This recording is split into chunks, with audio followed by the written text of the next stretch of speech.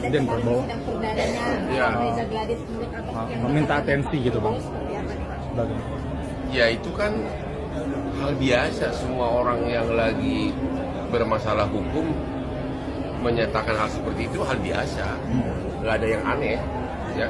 Tapi tergantung kepada beliau apakah ditangkap atau tidak. Tapi kan ini kan proses persidangan, jadi susah untuk ditampulin. Tapi dia merasa dijebak katanya bang dalam kasus tersebut.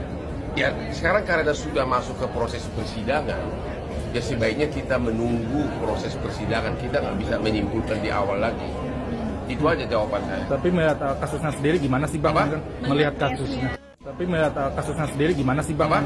Melihat kasusnya. Kasusnya. Saya nggak mau komentari lagi karena sudah masuk proses persidangan dan dia bukan pengen buah. Itu loh. Tapi melihat sidang kemarin gimana sih bang? Artinya sampai juga nih ke meja hijau yang ditunggu-tunggu nih Reza Gladys dan Nikita Mirzani. Gue nggak komen, gue nggak nguasai kasusnya, kok nanya gua. Tapi dia bang ngamuk-ngamuk itu tidak diberi ruang itu untuk biasa itu di ruang sidang. Orang lagi bermasalah hukum ya wajar dia marah, itu biasa, bisa dimaklumi lah, ya bisa dimaklumi. Kamu juga kalau suatu saat jadi terdakwa juga begitu. Nah maksudnya bisa dimaklumin lah.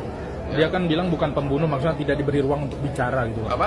Tidak diberi ruang untuk bicara ke awak media. Ya memang sih sebaiknya memang seorang terdakwa itu pada jam istirahat ya harusnya boleh bicara, ya harusnya boleh bicara. Itu sekarang kita kepada penegak hukum. Penting dan ini wajib Anda tahu semua. Ya. Di dalam pasal 81 kita Undang-Undang Hukum Pidana, manakala ada sebuah sengketa pidana yang terkait dengan sengketa keperdataan, ya ini itu pasalnya. Maka saya kembali lagi nih, sengketa pidana berarti sengketa terkait dengan uang 4 miliar, ya sengketanya antara Nikita Mirzani pidananya dengan pelapor namanya RG, itu sengketa ke pidananya. Sengketa perdatanya sama, namanya sengketawan prestasi, di mana persoalannya adalah terkait uang 4 miliar, di mana penggugatnya Nikita Mirzani dan Ismail Marzuki, tergugatnya ada T1 dan T2. Artinya ada dua persoalan yang sama, dengan subjek yang sama, dengan objek hukum yang sama, maka yang berlaku adalah pasal 81 KUH pidana, perkara pidananya harus dihentikan. Titik. Itu yang berbicara bukan saya. Itu yang berbicara adalah undang-undang, kitab undang-undang hukum pidana. Ya. Jadi karena ada subjek, karena ada objek di dalam perkara pidana sama dengan subjek dan objek dalam perkara perdatawan prestasi, perkara nomor 489 PDTG 2025 di PN Jakarta Selatan, maka menurut kitab undang-undang hukum pidana pasal 81, perkara pidananya harus berhenti menunggu sampai adanya kepastian hukum terkait perkarawan prestasi. Titik tanpa koma. Akhirul kalam, wabillahi taufiq wa hidayah. Wassalamualaikum warahmatullahi taala wabarakatuh. Yang diinginkan untuk kasus sama Nikmir itu apa sih, Dok? Yang diinginkan gimana bang? Sebenarnya nggak ada masalah ya sama tersangka NM ya. Tapi pada prinsipnya klien kami sudah melaporkan ini, maka biarlah proses hukum yang berjalan ya kawan-kawan. Jadi pada prinsipnya klien kami tidak ada memiliki dendam apapun terhadap semua yang dilaporkan terkait laporan klien kami tertanggal 3 Desember 2004 ya. Bang, ini kan satu rangkaian bang ya? Ini satu rangkaian, satu rangkaian ya. Tersebut, Jadi hari ini kita hanya memenuhi pemanggilan dari penyidik untuk memenuhi petunjuk dari jaksa. Berarti dua orang lagi itu yang tetap akan ikut terseret bang ya? Bisa sebentar, itu ya? Sebentar, satu lagi saksi selesai kami akan sampaikan ya. Nah satu saksi ini saksi kunci atau seperti apa? Nah nanti kami sampaikan. Bentar lagi ya, bentar lagi ya. Nah dok, gimana tanggapannya dok? Baik Dr. Mufid ataupun Dr. Reza itu melihat dua orang ini meskipun dalam satu rangkaian tapi tidak terbawa atau belum menjadi tersangka gitu. Ya kami serahkan pada proses hukum, ya kita serahkan aja, mudah-mudahan ya sebaik-baiknya aja. Tapi dengan serangan-serangan dari pendukung sana itu seperti apa dok? Ya sabar aja. Ya sama ini kan kita diam, ya. Jadi maksudnya biar masyarakat bisa menilai lah.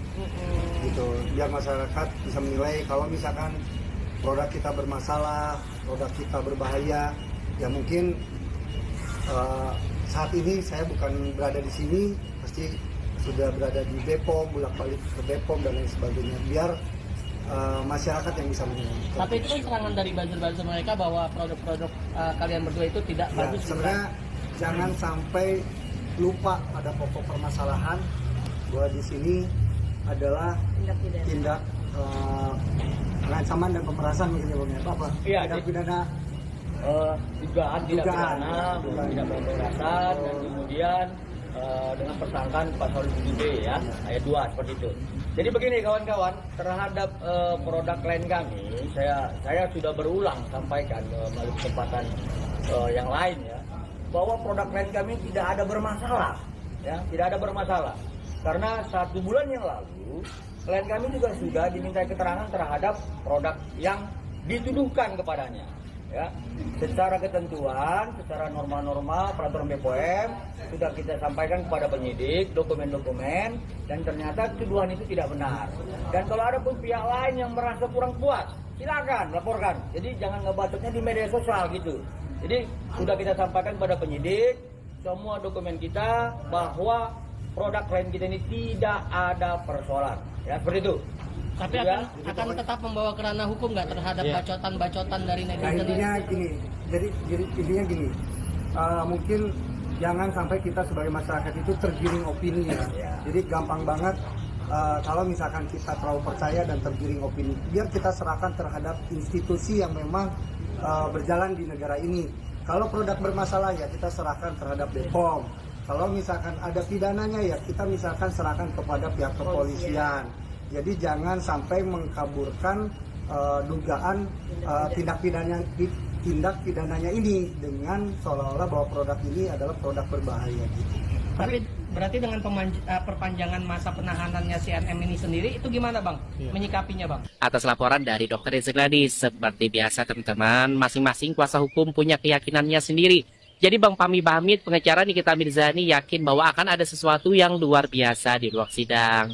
Karena beliau percaya bahwa tidak ada unsur pemerasan. Nah, di sisi lain, Bang Sembiring, kuasa hukumnya dari Dr. Reza Gladys juga mantap ya, bahwa narasi yang selama ini beliau bangun itu akan terbukti secara terang benderang besok. Nah, buat kita para netizen Isyendo yang suka scroll sambil mikir ya, ini bukan soal siapa yang lebih banyak duit. Sorry, maksud saya siapa yang lebih viral, tapi kita fokus ke proses hukumnya. Jadi teman-teman, besok Jaksa Penuntut Umum atau JPU akan membacakan surat dakwaan. Ini bukan sekedar formalitas, di dalamnya memuat uraian lengkap peristiwa pidana.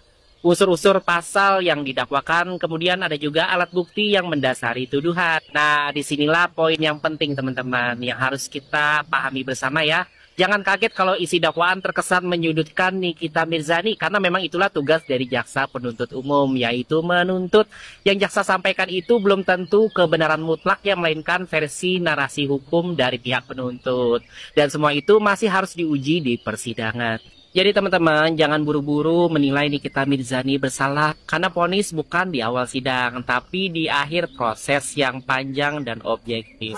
Tentunya hakimlah yang akan menentukan dan menilai ya setelah mendengar keterangan dari banyak pihak, mulai dari jaksa, pengacara, saksi, dan bukti-bukti lainnya. Dan jangan lupa setelah pembacaan dakwaan, kuasa hukum dari Nikita Mirzani bisa mengajukan eksepsi kalau isi dakwaan dianggap tidak jelas, tidak lengkap, atau salah sasaran.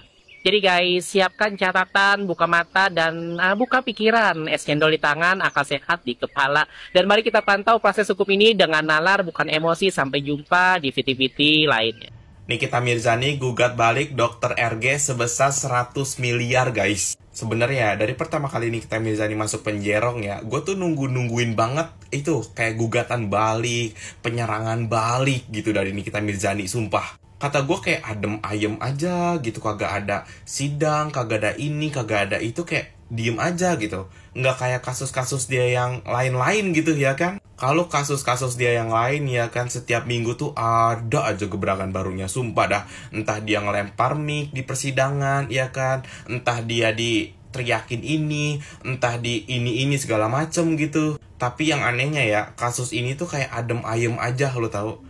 Kayak kagak ada tuh penyerangan balik tuh. Baru kali ini tuh ada infonya, sumpah. Kemarin-kemarin ya infonya cuma apa? Cuma itu dong, penambahan hukuman sebesar 60 hari, 30 hari, 45 hari. Kata gue ngapain? Nah sekarang nih tiba-tiba nih 100 miliar tuh. Gue kagak tahu tuh ntar kelanjutannya kayak mana lagi tuh. Udah deh nih kita Mizani buru-buru deh keluar deh dari penjara deh. Kesel gue deh. Kagak ada hiburan di sosial media, sumpah. Kayak biasanya ya, gue nontonin story-nya dia tuh di Igoy gitu ya kan. Ada aja tuh gebragan barunya tuh. Tapi sekarang tuh kayak, managed by admin. Udah gitu adminnya kagak seru deh kayaknya, sumpah dah. Udah deh buru-buru deh keluar deh tuh. Lawan tuh si RG tuh. Keselin aja deh, kesel banget deh. Idola gue masuk penjerong, kesel banget. Elah.